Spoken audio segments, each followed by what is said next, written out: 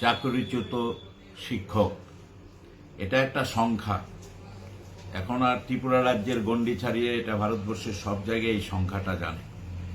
কারণ এত বড় সংখ্যায় এতগুলো শিক্ষক একসঙ্গে চাকরি চলে গেছে, তাদের পরিবার পরিজন মিলিয়ে প্রায় লক্ষাধিক মানুষ কি অবস্থায় আছে,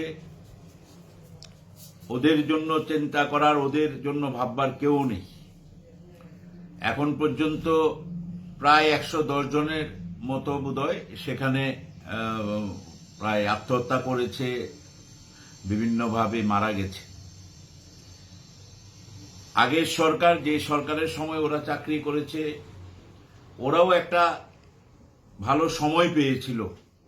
2014-তে হাইকোর্টের এই ভার্ডিক্টের পর তৎকালীন বামফ্রন্ট সরকার হাতে পায় 5 বছর সময় পেয়েছিল তাদের চাকরি বা এটাকে একটা পার্মানেন্ট সলিউশন করা।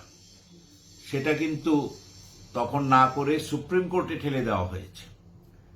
দায়িত্ব এড়িয়ে যাওয়ার জন্য সুপ্রিম কোর্টে ঠেলে দেওয়া হয়েছে। 2018 নির্বাচনের প্রাককালে ভারতীয় জনতা পার্টির হয়ে প্রধানমন্ত্রী অমিত শাহ, হিমন্ত বিশ্ব শর্মা সবাই একটা প্রতিশ্রুতি রেখেছিলেন যে দরকার হলে আইন সংশোধন করে এটাকে তাদের চাকরির ব্যবস্থা করা হবে। আজকে 4 বছর অতিক্রান্ত হয়ে গেল, কখনো প্রতিশ্রুতি দিচ্ছে যে তাদের চাকরি হবে, শিক্ষামন্ত্রী এবং মুখ্যমন্ত্রী পালা করে তাদের নিয়ে বক্তব্যের পর বক্তব্য রাখা হচ্ছে, কিন্তু এই পরিবারগুলোর যে অসহায়ত্ব, এই পরিবারগুলো, তাদের ছেলে মেয়েরা, ভবিষ্যৎ প্রজন্ম সব শেষ হয়ে যাচ্ছে। সরকার কোনো আন্তরিক কোনো প্রয়াস বা প্রচেষ্টাই নেয়নি, যেটা খুব দরকার ছিল। তারা এই রাজ্যের মানুষ, তারা চাকরি পেয়েছে, চাকরি করেছে, ওরা তো কোনো ভুল করেনি।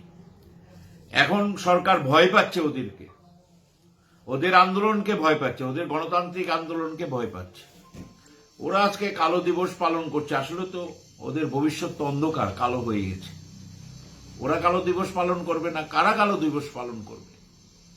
যাদের একটার পর একটা এই চাকরিচ্যুত শিক্ষকদের আত্মহত্যা করতে হচ্ছে।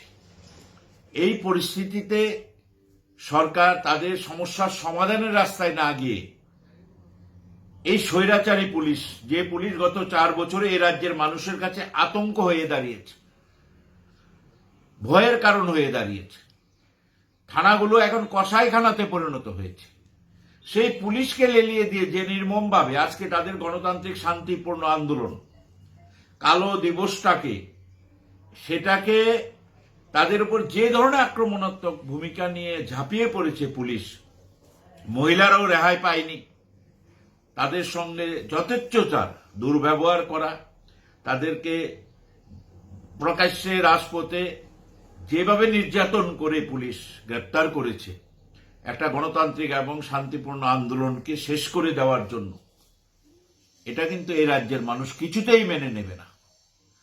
তুমি তাদের যে সমস্যা, যে বার্ডেন, যে সমস্যার সমাধানের প্রতিশ্রুতি দিয়েছ তুমি, সেই সমস্যার সমাধানের কোনো চেষ্টা নেই, অথচ তাদেরকে প্রকাশ্যে রাজপথে ফেলে লাঠিপেটা করা হচ্ছে, তাদের মঞ্চ ঘুরিয়ে দেওয়া হচ্ছে, তাদেরকে আন্দোলন করার পর্যন্ত সুযোগ দেওয়া হচ্ছে না।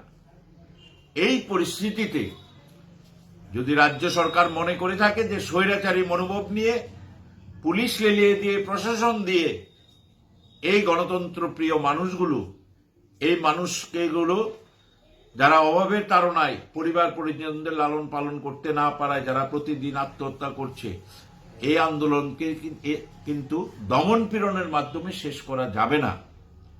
তাদের সমস্যাটা অচিরেই শেষ করা এই সরকারের কর্তব্য। এটাই রাজ্যের জ্বলন্ত সমস্যা। এই সমস্যাটাকে সমাধানের রাস্তায় না গিয়ে যেভাবে পুলিশকে লেলিয়ে দিয়ে স্বৈরাচারী শাসক যে ঘটনা আজকে সংঘটিত করেছে, আমরা অত্যন্ত দুঃখিত, ব্যথিত। আমরা চাই অবিলম্বে এই 10,323 সমস্যার সমাধান করা হোক।